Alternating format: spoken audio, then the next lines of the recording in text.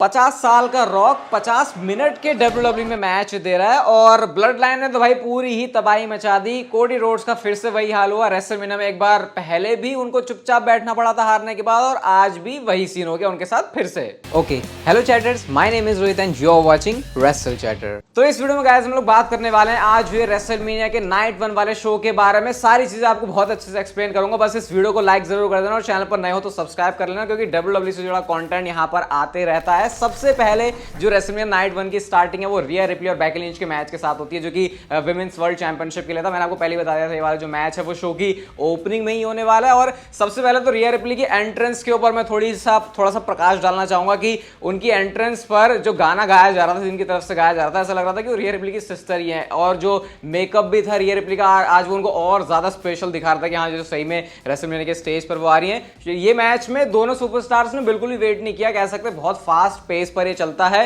रिया replay ने एक moment पर इतने टाइम तक बेकी लिंच को होल्ड में रखा था कि ऐसा लग रहा था कि शायद वो टैप आउट कर जाएंगे, लेकिन वो चीज होती नहीं है। रिपटाइड की उन्होंने कोशिश करी लेकिन वो मैन हैंडल में बदल गया। अब मैन हैंडल पड़ तो गया लेकिन रिया रिप्ली ने उसके ऊपर किक आउट कर दिया। इसके बाद रिया रिप्ली ने रिपटाइड मारा, उसके ऊपर बेकी लिंच ने भी किक आउट कर दिया। तो अब तक ऐसा हो गया था कि भैया दोनों ने फिनिशर मार दिए, लेकिन अभी तक किसी भी सुपरस्टार ने हार नहीं मानी है। लेकिन मैच में रिया रिप्ली के लिए मोमेंट आता है जब सबसे पहले तो इलेक्ट्रिक चेयर मारा बेकी लिंच को, भाई बाहर जो आउटसाइड होता है वो वाला थोड़ा सा एरिया ऐसा होता है उसमें लगती ज्यादा है, वहां पर उनको पटका। उसके बाद उन्होंने रिपटाइड टर्नबकल पे भी पटका एक बार। उसके बाद रिंग के बीचों बीच जब प्राइम के बिल्कुल ऊपर ठोका तो बेकी लिंच के पास का कोई जवाब था नहीं। रिया रिप्ली ने यहां पर जो अपनी विमेंस वर्ल्ड चैंपियनशिप है उसको रिटेन कर लिया। आई थिंक सही डिसीजन, और जैसा हमारी प्रेडिक्शन के हिसाब से था वैसा ही था। ओवरऑल ये मैच कैसा था इसके बाद ही असली अखाड़ा पर रेटिंग वाला एपिसोड आने वाला, सारे मैचेस तो उसके लिए भी स्टे ट्यून्ड। इसके बाद शो पर अगला मैच आता है जजमेंट डे का टाइटल डिफेंस, जहां पर वो एक 6 टैग टीम वाले लैडर मैच में चैंपियनशिप को डिफेंड कर रहे थे। और जैसा हम इस मैच से एक्सपेक्ट कर रहे थे, क्या इस मैच ने वैसा डिलीवर किया? चलो इसके ऊपर आते हैं।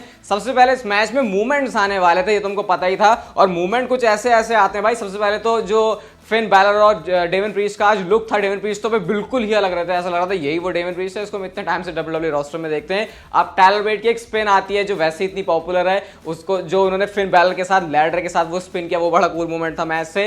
हॉट टैग आता है इस मैच में R-Truth के लिए और R-Truth ने पूरा जॉन सीना का डबल ए लगा दिया और पिन फॉल भी कर दिया। क्राउड उनके साथ पिन कर रहा है, मतलब वो काउंट कर रहा है, आपको पता है क्योंकि ये लैडर मैच है, यहाँ पे पिन फॉल के सारे से मैच नहीं जीते जाते। तो लेकिन ये बात आपको पता है R-Truth के गिमिक के हिसाब से उनको बिल्कुल भी समझ में नहीं आ रही थी। अब मैच में मूवमेंट आता है जब ऑस्टिन थेरी और ग्रेसन वॉलर ने एक्चुअली वो जो स्मैकडाउन के टैग टीम टाइटल्स हैं उनको निकाल लिया। तो इस मैच के जरिए WWE ने टाइटल भी स्प्लिट कर दिया भाई। ये तो बहुत इन्होंने खतरनाक दिमाग लगाया।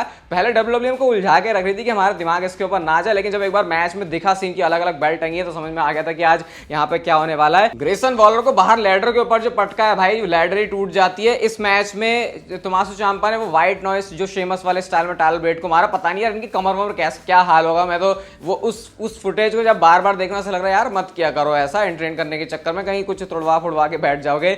जेडी मैकडोना भी और उनका तो जो हाल किया भाई, लैडर के ऊपर से बाहर टेबल सेट थी उसके ऊपर कुदा दिया, तो वो तो बहुत ही ज्यादा बुरी तरीके से क्रैश हुए। ये कुछ मेजर मूवमेंट आते हैं यहां से एंड में R-Truth होते हैं, बिल्कुल ही वो बिल्कुल टॉप पे ही चढ़ रहे थे लैडर के, और चढ़ने के बाद उन्होंने जो रॉ की टैग टीम चैंपियनशिप है उसको निकाल लिया और ऑसम ट्रूथ को R-Truth को भी उनका रेसलमेनिया का मूवमेंट मिल गया। और एक मैच से हमको 2 चैंपियंस दिख गए। इसका मतलब यहां से क्लियर है कि जो अब टैग टीम चैंपियनशिप है वो अलग अलग हो चुकी है, जो कि अब अनडिस्प्यूटेड नहीं रहे हैं। इसके बाद शो पर आता है टैग टीम मैच और Rey Mysterio Andrade versus Dominik Mysterio and Santos Escobar के बीच में था। ये मैच थोड़ा स्लो पेस पर था और क्योंकि आपको पता ही ऐसा होता है कि जब भी पहला मैच थोड़ा ज्यादा ऐसा तो धूम धड़ाके वाला होता है तो फिर दूसरे मैच के ऊपर फैंस का फोकस कम जाता है, तो उसका थोड़ा सा शिकार हो जाता है। रे मिस्टेरियो ने सैंटोस एस्कोबार के ऊपर 619 लगाया। एंड्राडे ने बिल्कुल अपनी बीवी शार्लेट फेयर की तरह बाहर की तरफ मूनसॉल्ट लगाई, जो कि उनकी तरह तो नहीं थी वैसे बोलना चाहिए क्योंकि वो ज्यादा उनकी बहुत ज्यादा थी। एंड्राडे ने काफी क्लीन मारा। उसके बाद वॉक इन वाइल्ड का वो जो स्प्रिंग बोर्ड से ऐसे रॉकेट बनना होता है वो भी था, और ये तो उन्होंने अपना खुद का एक मूवमेंट बना लिया है।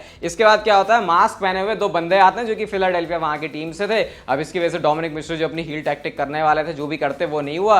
एंड में रे मिस्टेरियो ने स्प्लैश मारा सांतोस एस्कोबार के ऊपर, और ये वाला जो मैच है वो रे मिस्टेरियो एंड एंड्राडे वाली टीम जीत चुकी है। कुछ बहुत खास यहाँ पे था नहीं, ऐसा रेसलमेनिया स्टेज जैसा से बताऊं तो मैच लगा भी नहीं। इसके बाद आता है match twin versus twin, brother versus brother, me versus me, जैसा जे उसो का कहना है, और ये था जिमी वर्सेस जे ऊसो का मैच। सबसे पहले तो इस मैच में जब एंट्री होती है तो मुझे ऐसा लगा कि जे ऊसो के गाने पर किसी को कभी गाने के लिए नहीं आना चाहिए, क्योंकि वो गाना उनका अपने आप में वैसे ही अच्छा लगता है। थोड़ा सा ऐसा लगा मुझे, वाइब थोड़ी सी खराब हो गई। अब जैसे जिमी ऊसो अपनी एंट्रेंस करते हैं, जे ऊसो से इंतजार बिल्कुल नहीं हो रहा, उन्होंने आते ही जो ठोकना पीटना जिमी ऊसो को वो शुरू कर दिया था। जिमी ऊसो भी मैच में जो है अपना कंट्रोल लेते हैं और उसके बाद ये वो मैच से मूवमेंट आता है जो कि जब से मैच अनाउंस भी नहीं हुआ था मेरी ख्वाहिश थी इसको देखना, और वो था हीट एंड नो हीट वाले पंचेस। और उस पर जो मस्त तरीके से फिलाडेल्फिया के क्राउड ने सिंग करते हुए बोला है ना, मतलब उससे ज्यादा कुछ एक्सपेक्ट नहीं कर सकते यार। बिल्कुल मस्त काम किया उन्होंने। यूजुअली हमको वो बू फिर ये ऐसे वाले चैंट सुनने को मिलते हैं जब हील और फेस वाला काम होता है, लेकिन क्योंकि ये हीट और नो हीट की लड़ाई थी तो इसमें क्राउड भी जो है काफी इनोवेटिव था यहाँ पे। अब इसके बाद जे ऊसो के साथ दिमाग से खेलने की कोशिश भी करी जिमी ऊसो ने। वो ऐसा दिखाते कि भाई हम तो भाई हैं, आज फिर से मिल ले।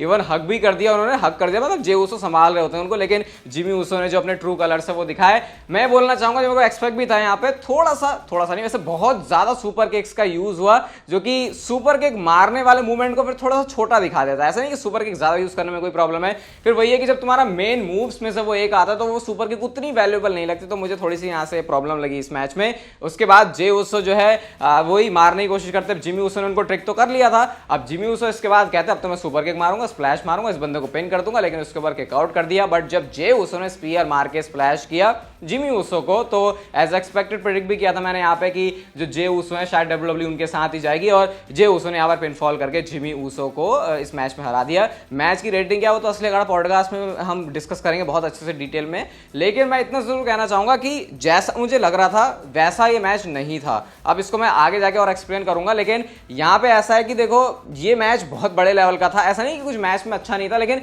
एक्सपेक्टेशन इससे बहुत ज्यादा थी। मुझे ऐसा लगा कि इसने उतना डिलीवर नहीं किया। बाकी आपको क्या लगता है इसके बारे में आप जरूर बताना। इसके बाद नेक्स्ट मैच आता है शो पर, ये था Jade Cargill, Naomi and Bianca Blair versus damage control. और वो भाई साहब मैच मत देखो, सिर्फ तुम नेओमी, जेड कारगिल और बियांका ब्लेयर की एंट्रेंस देखो। पहले तो वो अलग ही पता नहीं कहां से स्टेज से निकल के आए, और उसके बाद एक एक करके जेड कारगिल का तो लुक ही इतना खतरनाक था, कोई कह के मतलब जेड कारगिल को देख के ऐसा लग रहा था कि ये इंसान नहीं है, लग रहा था किसी को बस 3D में डिजाइन किया मॉडल और उसके बाद कंप्यूटर स्क्रीन से बाहर निकाल दिया, ऐसी लगी थी जेड कारगिल। एंड ऑब्वियसली इस मैच में जो फिनिशर फेस्ट है वो एंड में शुरू हो जाता है। बियांका ब्लेयर ने अपना फिनिशर केओडी लगाया। जेड कारगिल का पिनफॉल करने का तरीका बहुत सारे लोगों को बहुत ज्यादा लुभाता है, तो वो चीज आज भी जेड कारगिल ने करी है। और कुल मिला के ये मैच में इतना बहुत कुछ नहीं था खास बताने के लिए, सिर्फ शोकेस वाला ये मैच था कि चलो जेड कारगिल उनका यूज कर लेते दिखा लेते हैं, तो उसकी वजह से ये वाला जो मैच है वो जेड कारगिल वाली टीम जीत गई है। इसके बाद आता है इंटरकॉन्टिनेंटल चैंपियनशिप के लिए match, Sami Zayn versus Gunther के बीच में। और सिर्फ इस मैच में अगर हम वो मोमेंट उठा के देख लें जब सैमी ज़ेन मैच में घुस रहे हैं और उनकी एंट्रेंस हो रही है, मतलब अगर एक चूहा भी लड़ने जाता ना गुंथर से, अगर चूहे की भी ऐसी एंट्रेंस कर दोगे तो वो चूहा भी रिंग में जाके शेर बन जाएगा। और लिटरली चूहे की बात कर रहा हूं मैं, कोई एग्जांपल देने के लिए बात नहीं कर रहा हूं, क्योंकि उस एंट्रेंस को देख के खुद मोटिवेटेड फील हो जाएगा किसी इंसान को। बिल्कुल सैमी ज़ेन ऐसा अपने हाथ पटकते हुए, केविन ओवंस उनको कह रहे चल चल जा मेरे शेयर कर ले, चैट गेबल ने भी, तो रिंग में घुसने से पहले ही सैमी ज़ेन ऐसा लग रहा था कि गुंथर से मैच जीत चुके हैं। मेरी इस मैच में प्रेडिक्शन गलत हुई है, क्योंकि इस मैच का आउटकम कुछ ऐसा होता है जो कि पिछले कुछ सालों में कोई बंदा नहीं कर पाया, और वो है गुंथर को पिन करना। मैच में शुरुआत में पूरा जो कंट्रोल है वो गुंथर ने लिया, सैमी ज़ेन ने कुछ एक्सप्लोडर अपने मारे, लेकिन इतना कुछ वो खास कर नहीं पाते। इसके बाद क्या होता है, सैमी ज़ेन ने पावर बॉम्ब खाया, लेकिन उसके बाद उन्होंने किक आउट कर दिया। इसके बाद सैमी ज़ेन ने हेलुआ किक किसी तरीके से गुंथर को मारी, लेकिन गुंथर ने उसके ऊपर किक आउट कर दिया। अब इसके बाद क्या होता है, सैमी ज़ेन एक और हेलुआ किक के लिए जा रहे होते हैं, लेकिन गुंथर ने पहले तो क्लोज लाइन मारी और उसके बाद पावर बॉम्ब मार के ऐसा लगा भाई हो गया सैमी ज़ेन का काम तमाम, लेकिन सैमी ज़ेन किक्स आउट। और जब वो किक आउट हुआ तो वहां का क्राउड समझ चुका था कि आज सैमी ज़ेन कुछ अलग ही करने के लिए निकला है। इसके बाद वो क्या करते हैं, पावर बॉम्ब मारते हैं, फिर पावर बॉम्ब मारते हैं, मतलब सैमी ज़ेन आज किसी भी तरीके से मार नहीं रहे थे। गुंथर कहते हैं अब ठीक है अब मैं इसको मारूंगा नहीं, अब मैं इसको मार के रगड़ूंगा। एक स्प्लैश मारते हैं, दूसरा स्प्लैश मारते हैं, अब तीसरे के लिए भी जा रहे होते हैं, लेकिन सैमी ज़ेन ने उधर हवाई में ही उनको जो है हेलुआ किक मार दी। और अब मौका था यहाँ पे सैमी ज़ेन के पास कुछ करने का। वो दोबारा से जाते हैं, पता नहीं कौन सी तीसरा स्प्लैश मारने के टाइम पे सैमी ज़ेन के अंदर कौन सी आत्मा आ गई, उन्होंने हेलुआ किक मारी एक नहीं दो बार, और उसके बाद जब उन्होंने पिन किया 1 2 3 and here is your new intercontinental champion. और गुंथर की इतनी जो लंबी स्ट्रीक है वो रेसलमेनिया में टूट गई है और सैमी ज़ेन, जिसको बोला जाता है सबसे बड़ा अंडरडॉग, आज उसने गुंथर को हरा दिया है। उन सारे लोगों का मुंह बंद करवा दिया जिनको लग रहा था कि रेसलमेनिया में सैमी ज़ेन नहीं जीत सकता गुंथर के सामने, इंक्लूडिंग मी। और बहुत बड़ी विक्ट्री है ये सैमी ज़ेन के लिए, क्योंकि उस सुपरस्टार को हराया जो कि इतने टाइम से किसी से भी नहीं हार रहा था। सैमी ज़ेन को तो भाई उनका बहुत खतरनाक और मस्त मोमेंट मिल गया रेसलमेनिया में। अब बात करते हैं गाइस हम लोग शो के मेन इवेंट की। इतनी एक्साइटमेंट है, बैठक में इसको साथ में देखा था भाई, क्या ही अप्स एंड डाउन्स और इमोशनल कूल कितने मोमेंट थे। सबसे पहले तो सबकी ही शाही एंट्रेंस थी, कोडी रोड्स आए, बहुत नेक्स्ट, ऐसा लग रहा था कोई सुपर हीरो की एंट्रेंस है। सेथ रॉलिंस के आने में उनका गाना, उसके बाद रॉक की एंट्रेंस के विजुअल्स के तो मैं क्या ही बात करूं भाई, क्या दिमाग लगा दिया उन्होंने उसके पीछे। मैं तो उनकी रॉक की एंट्रेंस से इंप्रेस हो गया था।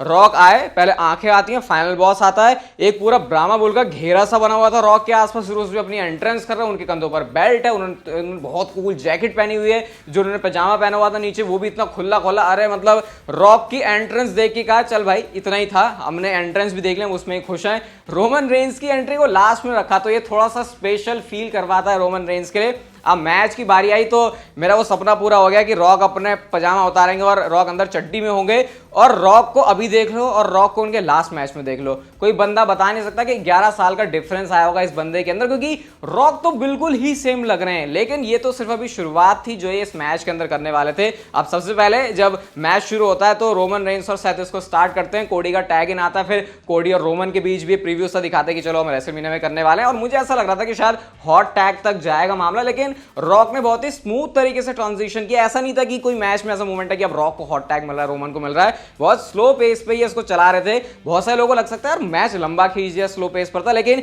ये एक स्टोरी, एक कहानी की तरह, इसमें आप एक्सपेक्ट नहीं कर सकते कि ये जो है हवाई में उड़ रहे हैं, ऐसे ऐसे कर रहे हैं। तो मेरे हिसाब से तो ये मैच को जिस तरीके से इसको कोरियोग्राफ किया, अगर इस वर्ड को यूज करो तो बहुत मस्त था। अब रॉक ये सब लड़ने में लगे हैं और चारों इधर उधर भाग रहे हैं, और रॉक ने तो सीधा वार्निंग दी रेफरी को, भाई तू काउंट नहीं करेगा, तू काउंट आउट नहीं करेगा, और क्योंकि अगर तूने काउंट आउट किया तो मैं तुझे फायर कर दूंगा। तो रॉक ने अपने बॉस होने का जो गिमिक है उसका यहाँ पे यूज किया, और उसकी वजह से बहुत सारी चीज में अलाउ हो पाई, जैसे बाहर जाके लड़ रहे थे। अब सीन कुछ ऐसा होता है कि रॉक एंड रोमन ने ये सब कांड करने के बाद जब रेफरी को उन्होंने अपने कंट्रोल में ले लिया था, बहुत टाइम तक जो मैच है उसको कंट्रोल किया। उसके बाद क्या होता है, रॉक जो है अपना पंचेस थ्रो कर रहे हैं, वही वाला जो उनका सिग्नेचर पंच है, उस पर एंजुगिरी मारी सेथ रॉलिंस ने। और जो रॉक के फेशियल एक्सप्रेशन थे, जिस तरीके से वो चीजों को सेल कर रहे थे, यार ये रॉक और स्टोन कोल्ड ही ऐसा करते हैं, इनको कभी सेल करते हुए देखना, इतना कूल लगता है, इतना एनिमेटेड लगते हैं। किसी का तो ओवर लगता है, लेकिन इनके कैरेक्टर, इनकी पर्सनालिटी, इनकी बॉडी के ऊपर बहुत अच्छी तरीके से सूट करता है। आज रॉक के केस में वही था। कोडी रोड्स ने एक जोरदार थप्पड़ जो मारा है रॉक को इस मैच में, जब रॉक ने शार्प शूटर लगाया था, वही बहुत मस्त मूवमेंट था। इसके बाद रॉक ने जो है सुपर किक खाई, रॉक ने स्टॉर्म खाया, लेकिन सेथ रॉलिंस पिन नहीं कर पाते रॉक को, तो इसकी वजह से शायद रॉक के लिए यहाँ पे सबसे मैच में ऐसा लो मोमेंट आ गया था कि शायद वो पिन हो सकते हैं। कोडी रोड्स ने अपना कोडी कटर मार दिया, रोमन रेंस का जो नाक है उससे ब्लड निकल रहा है। यहां से रोमन रेंस का चेहरा ऐसा हो गया था कि भैया जैसे कि इसको खिलाओ पिलाओ, ये तो ऐसा लग रहा है कब से खाया पिया हुआ नहीं, पूरे बालों की धज्जियां उड़ी हुई, बिल्कुल ऐसे मतलब बिल्कुल इधर उधर बिखर गए। रोमन रेंस चेहरा ही बता रहा था कि भाई कितना ज्यादा रोमन रेंस को ऑलरेडी तेल निकल गया है। रोमन रेंस ने सुपरमैन पंच मारा, उसके ऊपर किकआउट हो जाता है। रोमन रेंस ने का जो स्पीयर उसको डक किया जाता है, उसको कोडी कटर में बदला जाता है, और सेथ रॉलिंस ने स्प्लैश मारा, उसके ऊपर भी किकआउट हो जाता है। रोमन रेंस से बढ़िया तो कोई बंदा है नहीं बिल्कुल एंड मोमेंट पर किकआउट करने के लिए। बहुत सारे मोमेंट थे भाई, मुझे सारे लिखने पड़ गए यहाँ पे। सेथ रॉलिंस ने रोमन रेंस को स्टॉर्म किया और कोडी रोड्स ने क्रॉस रोड्स मार दिया रोमन रेंस को, बट रेफरी को खींच लिया गया, वरना शायद इस मैच में कोडी रोड्स और सेथ रॉलिंस यहाँ पे वाला मैच जीत जाने वाले थे। रोमन रेंस ने स्पीयर किया कोडी को, उसके ऊपर किकआउट हो जाता है। अब रोमन रेंस कोडी को बिल्कुल चोक कर रहे हैं, उधर से जो रॉक है उन्होंने भी पकड़ा हुआ है कि भाई मैं इसको निकलने नहीं दूंगा, और बिल्कुल मुंह पे ऐसे करके सेथ रॉलिंस ने कोडी रोड्स को वो जो स्टॉम्प पे मार दिया, तो वो होल्ड छुड़ा लेते हैं। इसके बाद रॉक आते हैं मामा रोड्स के साथ, उनको मामा रोड से उनको वो करना था, बेल्ट निकालूंगा वो सब करूंगा, लेकिन उस चीज उस प्लान में इतना एग्जीक्यूशन उनका सही नहीं हो पाया। रॉक पीपल्स एल्बो के लिए जा रहे होते हैं, और क्या स्मूथ ही, मतलब मैं कह रहा हूं ना 50 साल का बंदा 50 मिनट का मैच दे रहा है, वो जो कोडी कटर मारा, वो जो पीपल्स एल्बो के बाद जो कोडी कटर में बदलता है, इतना स्मूथ उसका ट्रांजिशन था भाई। रॉक को ऐसा लग रहा है एक भी उन्होंने रिंग के अंदर मूव जो मिस है वो नहीं किया है। इसके बाद सीन कुछ ऐसा होता है कि रोमन रेंस स्पीयर मार देते हैं गलती से रॉक को, वो तब होता है जब कोडी रोड मतलब सेथ रॉलिंस कोडी रोड्स को सेव कर लेते हैं, और रॉक का उस टाइम पर रिएक्शन लग रहा है कि अरे मोरी मैया लग गई मेरी, और वहां से एक बहुत बड़ा क्या चीज WWE ने बीज बो दिया है, उसकी समझदारी आपको है ही अगर आप इस चैनल पर एक्टिव चैटर हो। वो रिएक्शन बहुत मस्त था, दोनों सुपर सुपरस्टार्स ने मिलकर पेडिग्री मारी, लेकिन रोमन एंड रॉक दोनों ने ही किकआउट कर दिया। वो तो ऐसा मोमेंट था भाई, लग रहा था मैच खत्म है, लेकिन वहां पे भी मैच का जो खात्मा है वो नहीं हुआ था। सीन कुछ ऐसा होता है कि कोडी रोड्स रॉक बॉटम मारते हैं टेबल के ऊपर, सेथ रॉलिंस उधर ढेर हो जाते हैं क्योंकि रोमन रेंस ने उनको बैरिकेड पर स्पीयर मार दिया। अब रिंग में अंदर ही घुसते हैं, कोडी रोड्स एक क्रॉस रोड्स लगाते हैं, दूसरा लगाते हैं और तीसरा जब रोमन रेंस को लगाने जा रहे होते हैं बेल्ट के साथ रॉक आ गया और यहां से पूरे मैच का जो मोमेंटम है वो बदल गया।